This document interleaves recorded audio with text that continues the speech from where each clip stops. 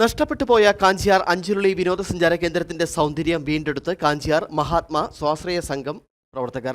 സഞ്ചാരികൾ വലിച്ചെറിഞ്ഞ മാലിന്യങ്ങൾ നീക്കം ചെയ്ത് ക്ലീൻ അഞ്ചുരുളിയാക്കി മാറ്റി. കാഞ്ചിയാർ ഗ്രാമപഞ്ചായത്ത് അംഗം ഷാജി വേലമ്പറമ്പിൽ ശുചീകരണ യജ്ഞം ഉദ്ഘാടനം ചെയ്തു. അഞ്ചുരുളി മനോഹരിയാണ്. കഴിയാൻ പോകുന്ന അവധിക്കാലത്ത് 10,000-കണക്കിന് സഞ്ചാരികളാണ് അഞ്ചുരുളിയുടെ സൗന്ദര്യം നുകരാനെത്തിയത്. അഞ്ചുരുളിയിലെത്തിയ സഞ്ചാരികൾ ഭക്ഷണപ്പൊതികളും അവശിഷ്ടങ്ങളും വലിച്ചെറിഞ്ഞ് പ്രദേശത്തിന്റെ നിറം കെടുത്തി. വേനൽമഴയ്ക്ക് ശമനമുണ്ടായെങ്കിലും വരാനിരിക്കുന്ന കാലവർഷം കനക്കുമെന്നാണ് പ്രവചനം. മഴയിൽ പ്ലാസ്റ്റിക്കും മറ്റു മാലിന്യങ്ങളും ഒഴുകി തടാകത്തിലെത്തും. ഇത് പ്രകൃതിക്ക് ദോഷകരമാവും. ഒപ്പം സാംക്രമിക രോഗങ്ങൾ പടർന്നു പിടിക്കാനും അഞ്ചുരുളിയുടെ നിറം കെടാനും ഇടയാക്കും. ഈ സാഹചര്യം മനസ്സിലാക്കിയാണ് മഹാത്മാ സ്വാശ്രയ സംഘം പ്രവർത്തകർ അഞ്ചുരുളിയിൽ ശുചീകരണ പ്രവർത്തനം ഏറ്റെടുത്തത്. തടാകത്തിന് സമീപവും പാർക്കിംഗ് ഏരിയയിലുമായിരുന്നു മാലിന്യം ചിതറിക്കിടന്നത്. ഇവയെല്ലാം പെറുക്കി മാറ്റിയാണ് SHG പ്രവർത്തകർ നാടിനു മാതൃകയായത്.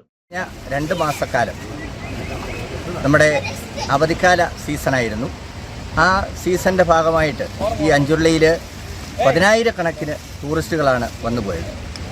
ഈ വന്ന ടൂറിസ്റ്റുകൾ മഹാഭൂരിപക്ഷം ആളുകളും അവർ കൊണ്ടുവരുന്ന പ്ലാസ്റ്റിക് മാലിന്യങ്ങളൊക്കെ ഇവിടെ വലിച്ചെറിഞ്ഞേച്ച് പോകുന്ന ഒരു സ്ഥിതിയുണ്ട്.